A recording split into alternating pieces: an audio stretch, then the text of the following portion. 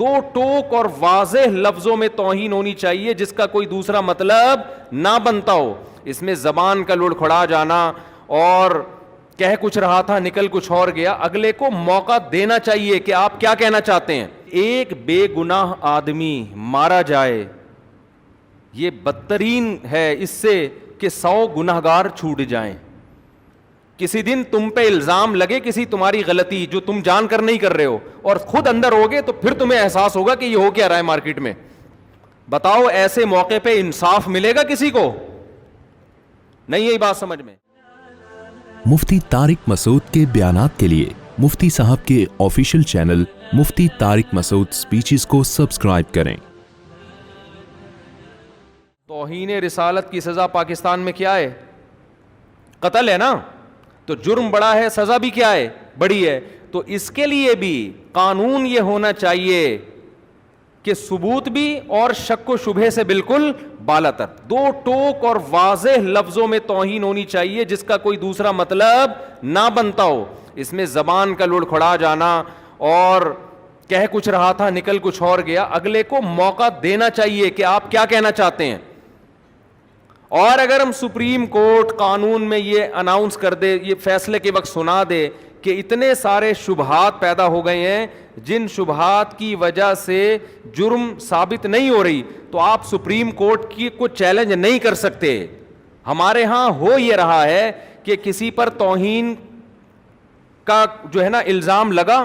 اب ہوتا کیا ہے, میں ہوائی فائرنگ نہیں کر رہا, یہ ہوائی باتیں نہیں کر رہا. ہمارے ہاں اس قانون کا کیسا غلط استعمال ہو رہا ہے. اصل میں خود نہیں اندر گئے نا. کسی دن تم پہ الزام لگے کسی تمہاری غلطی جو تم جان کر نہیں کر رہے ہو اور خود اندر ہوگے تو پھر تمہیں احساس ہوگا کہ یہ ہو کیا رہا ہے مارکیٹ میں. ہمارے ہاں پتہ ہے کیا ہوتا ہے, کسی نے کوئی پوسٹر پھاڑ دیا, اس بیچارے کو نہیں پتا تھا کہ اس پہ نبی صلی اللہ علیہ وسلم کا نام لکھا ہوا ہے. اس کی دیوار خراب کر دیا آپ نے, پوسٹر لگا دیا, وہ پوسٹر پھاڑ دیا اس نے, وہ نیچے کہیں نالی میں گر گیا.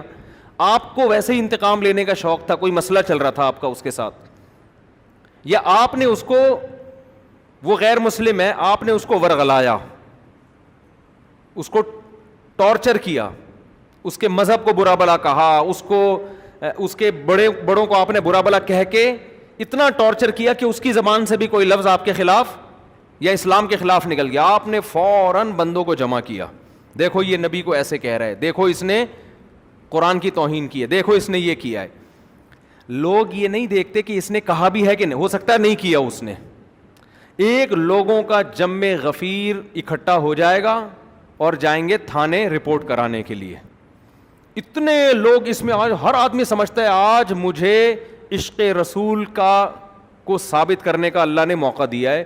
چرسی بھی آپ کا ساتھ دیں گے, ہیروئنچی بھی آپ کے ساتھ ہوں گے, محلے کے بڑے بڑے گنڈے جن 20 بندوں کو قتل کر چکے تھے, آج تک کبھی انہوں نے کوئی سنت پوری نہیں کی ہوگی, لیکن ان کو بھی موقع ملے گا کہ آج ہمیں موقع ملا ہے ہم توہین رسالت کے مرتکب کو کیفر کردار تک پہنچائے. وہ اس کی تحقیق نہیں کرتے کہ حقیقت میں ایسا ہوا بھی ہے کہ نہیں ہوا.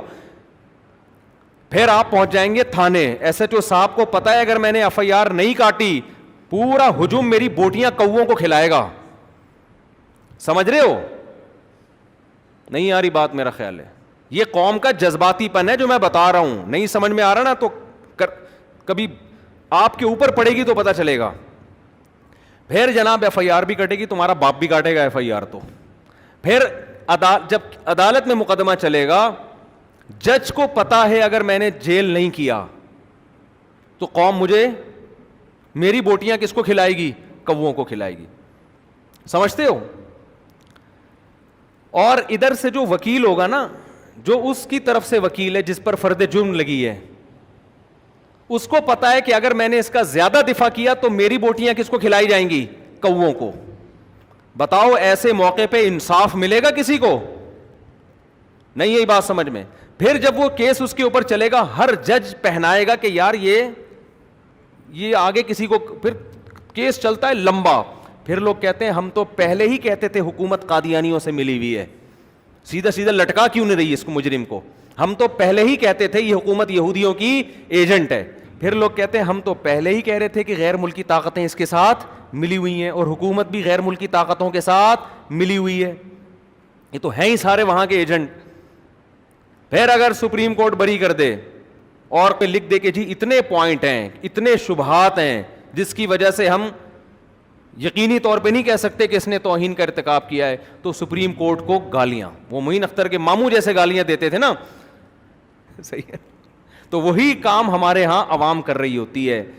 تو قوم میں جذباتی پن کچھ ضرورت سے زیادہ ہے, میچور نہیں ہے ہماری قوم. مذہب کا غلط استعمال کر کر کے آپ اپنے اوپر پابندیاں ملک میں لگاؤ گے. پاکستان ابھی گرے لسٹ میں ہے, اور یہی حرکتیں تھوڑے دن اور چلیں تو بلیک لسٹ میں آ جائے گا. پھر جب تمہیں کھانے کو روٹی نہیں ملے گی, پہننے کو کپڑا نہیں ملے گا, گالیاں دو گے اپنے حکمرانوں کو. وہ تو اب دیکھو قرآن نے کیا بیان کیا, زنا کی سزا سخت ہے نا, تو اس کے ثبوت کے لیے قرآن نے معیار بہت اونچا کر دیا ہے. تو توہین رسالت کی سزا اگر قتل ہے, اس کے ثبوت کے لیے بھی معیار کیا ہوگا, بہت اونچا ہوگا. ہر شک کا فائدہ مجرم کو ہوگا. جہاں تھوڑی سی کنفیوژن پیدا ہو, دیکھو زنا میں کیا ہے, 4 آدمی گواہی دیں گے عدالت میں جا کے, کتنے گواہی دیں گے, 4. فقہا نے بیان کیا جہاں بھی جج کو ذرا سا تردد ہوا نا کہ کچھ گڑبڑ ہے, فوراً سزا کیا ہوگی, ساقط. شک کا فائدہ کس کو پہنچایا جائے گا, مجرم کو. وجہ کیا ہے کہ ایک بے گناہ آدمی مارا جائے, یہ بدترین ہے اس سے کہ 100 گناہگار چھوٹ جائیں. پولیس کا کیس ہے میرے بھائی, ایسے سمجھنے والی باتیں نہیں ہیں.